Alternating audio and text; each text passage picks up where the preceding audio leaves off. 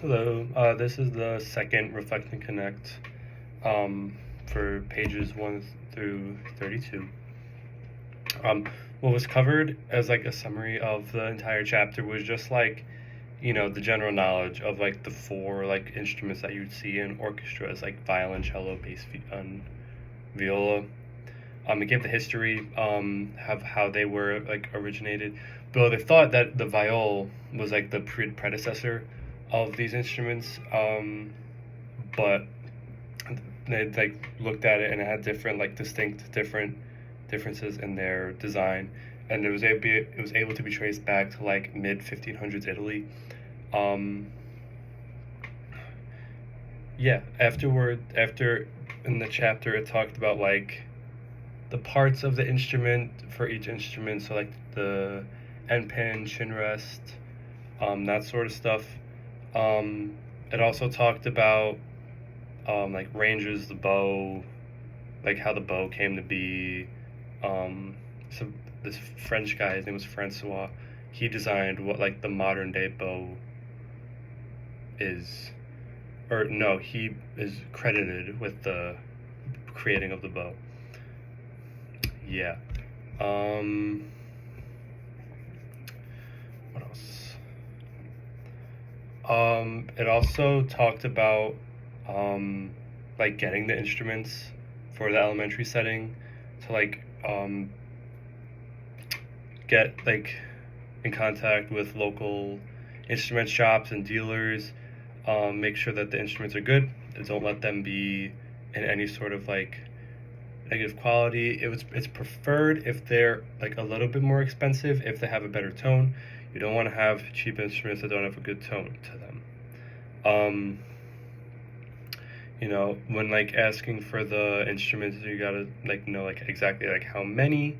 There's 4 steps. It was you have to ask how many. You have to consult for the price of the instruments. You can compare the prices to the instruments if there's another dealer around, and you're able to do that.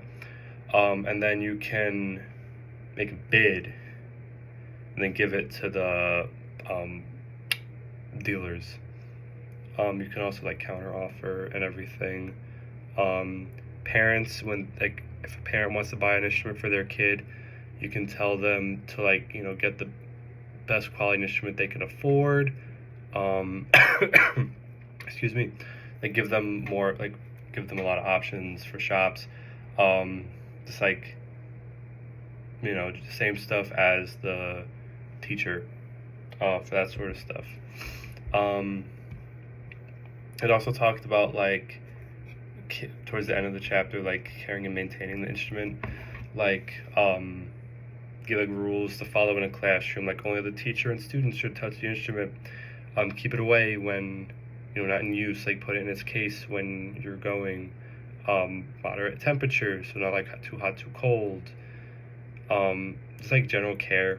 And it also gave how to like give instruction to like replace the bow hairs annually. It's like repair anything that might be wrong with it. Part of maintaining the instrument is like take care of it. Don't throw it around. Clean it every once in a while, preferably like after every use. That was like most of the chapter. For like how I can relate it or like connect it to me, something that I went through in elementary school, elementary music and orchestra, was after like we got our instruments and everything, and we like paid the money for the rentals because I rented from my school. The teacher gave us these instrument contracts that detailed, excuse me, like expectations for the year. Like I'll bring it to class every day. I will take care of it. If something is wrong, I will leave it and give it to the teacher. He also incorporated stuff like I will make sure I practice. I think it was 100 minutes every week. I'll practice the technique and the music that we had for 100 minutes a week.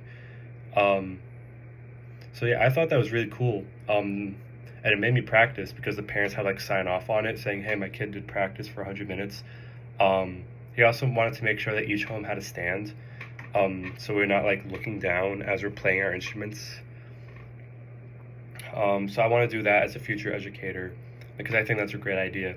Having like contracts for these little kids to sign, having it be like, hey, like I'm gonna do this. I'm gonna take care of it. Like make them like committed. It's the boring stuff, but like it gives them a sense of responsibility that they can have for future years and their upcoming like musical stuff. Like when they go to middle school or high school.